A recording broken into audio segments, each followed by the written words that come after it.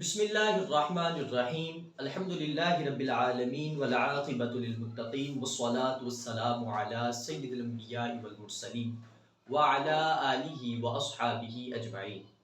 امید کرتا ہوں تمام احباب خیر و عافیت سے ہوں گے۔ الحمدللہ تعالی آج ہمارا 6واں درس ہے اور ہم نے پیچھے 5 درس مکمل کیے کہ جس کے اندر ہم نے قرآنی آیات کو واضح کیا، وہ آیات کہ جس کے اندر بالکل واضح خلافت کا لفظ موجود ہے اور اس نظام کی بات ہے۔ ہم نے ویورز کو وہ بات واضح کی کہ ہم کس نظام کے سائے تلے ہمیں رہنا چاہیے اور رب نے کس نظام کی قرآن کے اندر بات کی ہے۔ باقی درجنوں آیات موجود ہیں کہ جن پر استدلال ہو سکتا ہے، لیکن میں نے چونکہ وہی آیات کوٹ کی کہ جس میں وضاحت کے ساتھ لکھا تھا۔ باقی انشاءاللہ اب ہم حدیثوں کی طرف آئے ہیں۔ 5 درس اس پر مکمل کرنے کے بعد ہم ایک ایسا کلپ آپ کے سامنے رکھیں گے کہ جس میں یہ آیات اور حدیثیں بھی ہوں گی، اور اس کے علاوہ جو استدلال جن آیات پر ہونا ہے، جن احادیث پر ہونا ہے، ان کو بھی اس کلپ کے اندر رکھا جائے گا اور بالکل وضاحت کے ساتھ وہ بیان آپ تک پہنچے گا انشاءاللہ تعالی۔ تو آج ہم جس حدیث کے ساتھ آئے ہیں، سب سے پہلے یہ بات واضح کر لیں کہ ہم اس مشن کو لے کر چلے ہیں فقط زبانی طور پر نہیں، بلکہ عملی طور پر۔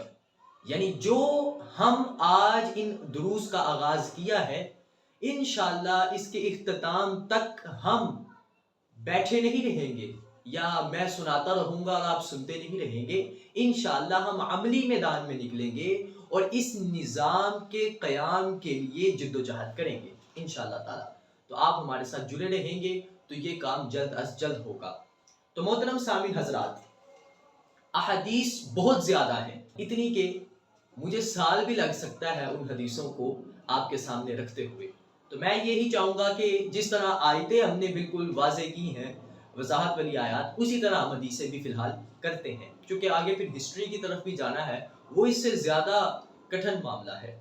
تو محترم سامعین حضرات، بخاری اور مسلم کے اندر روایت ہے، آقا علیہ الصلوۃ والسلام نے ارشاد فرمایا، ایمان ایک ڈھال ہوتا ہے کہ جس کے پیچھے رہ کر انسان لڑتا ہے دشمنوں سے، انسان اپنی حفاظت کرتا ہے، اپنے ساتھیوں کی حفاظت کرتا ہے۔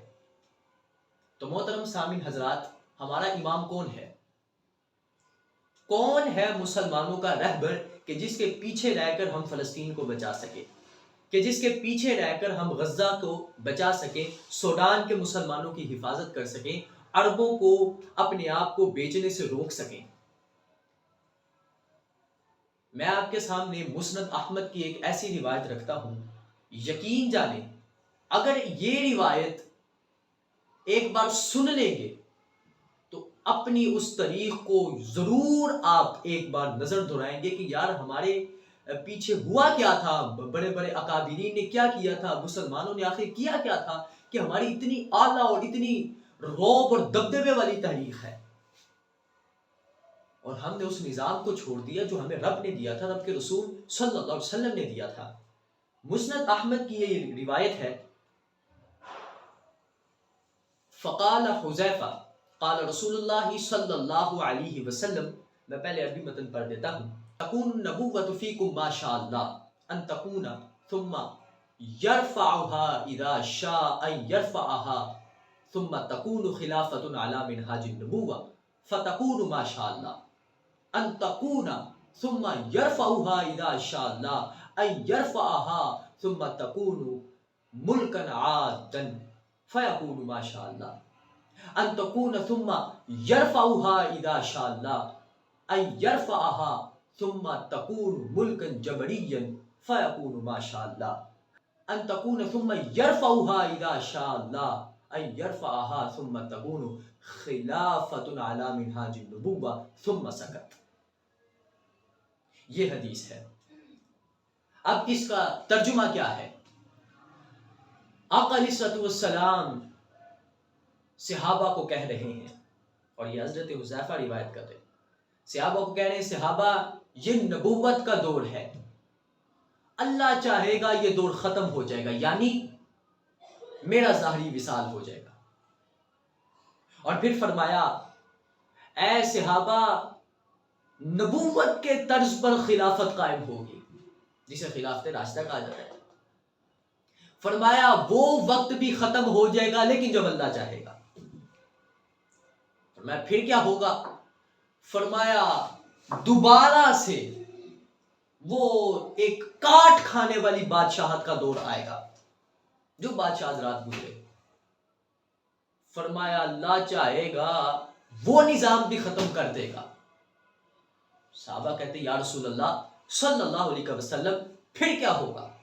آقا علیہ الصلوۃ والسلام نے فرمایا پھر جبریت، ایسی بادشاہ جو جبریت پر قائم ہو، ظلم پر قائم ہو، جس طرح کہ آج ہے۔ فرمایا وہ دور قائم ہوگا۔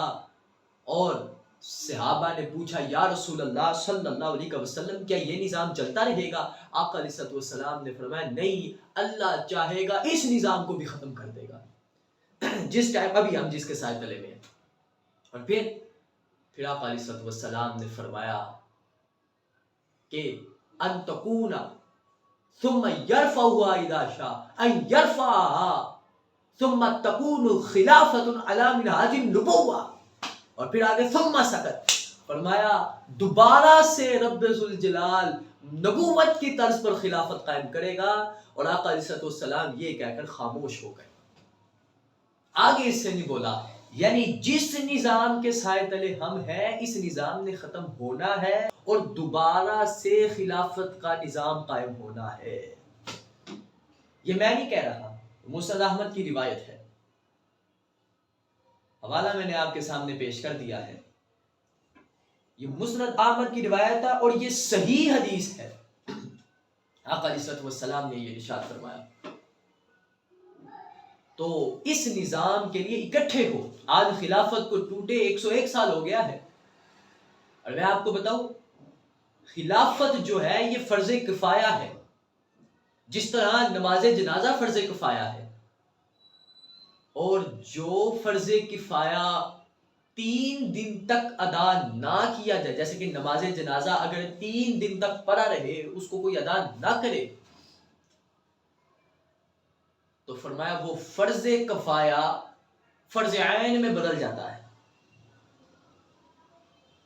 اور پھر ہر شخص گناہ کبیرہ کا مرتکب ٹھہرتا ہے۔ تو آج خلافت کو ٹوٹے 101 سال ہو گئے۔ خلافت فرض کفایہ ہے لیکن اس کو ٹوٹے 101 سال ہو گئے ہیں۔ 3 دن تک اگر ادا نہ کیا جائے، اس نظام کو واپس نہ لایا جائے تو وہ فرض عین ہو جاتا ہے۔ اس ٹائم خلافت فرض عین بن چکی ہے، خلافت کے نظام کو لانا فرض عین بن چکا ہے۔ تو اس ٹائم شیخ الحدیث، مفسر، محدث، محقق، مفتی، عالم، بڑے سے لے کر چھوٹے تک ہر شخص گناہ کبیرہ کا مرتکب ہے، خواہ وہ کوئی بھی ہو، خواہ وہ اس دور کا مجدد ہو، خواہ وہ اس دور کا متجدد ہو، جو بھی ہو وہ اس گناہ کبیرہ کا مرتکب ہے۔ مسلمانوں اکٹھے ہو، وقت تھوڑا ہے، اگر چاہتے ہو اس گناہ سے بچنا تو جلد از جلد خلافت کے لیے آواز اپنی بلند کرو اور اس نظام کی بات کرو جو اللہ نے دیا ہے، اللہ کے رسول صلی اللہ علیہ وسلم نے دیا۔